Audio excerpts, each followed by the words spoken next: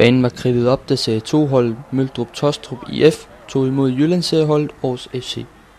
Det er ikke normalt, at der spilles pokalfodbold i Møldrup, så der var en del publikum til stede.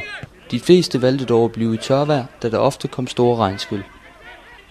Efter en halvkedelig første halvleg med forsigtigt spil, kunne holdene gå til pause med 0-0. Jeg synes, at vi har været godt med i kampen indtil videre. Men det kan godt ske, at kræfterne slipper op her i anden halvleg. Så du håb på en sejr mod Aars? Ja, det gør jeg. Håber, vi kan snige 1-0 sejr hjem. Er det det, I skal satse på, eller har I ikke sådan et modtræk, hvis Aars de for alvor folder sig ud her i anden halvleg? Jo, vi kan sætte en mere frem, men så bliver vi sårbare nede bagved.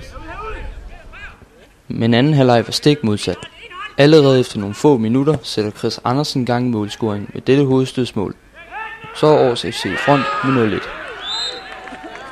Det resultat så ud til at holde hjem, men det sidste kvarter sætter 18-årige Henrik Dalsgaard sig igennem og scorer 2 gange på nogle dybestikninger. Møldrup Taastrups nummer 14 kunne hyldes som matchvinder efter kampen. Det har regnet. Bolden shootede, så det snød forsvaren på gange. Det udnyttede jeg. Det blev altså til lidt af en overraskelse, da Møldrup Taastrup IF sendte Aars FC ud af Ekstra Bladet Cup.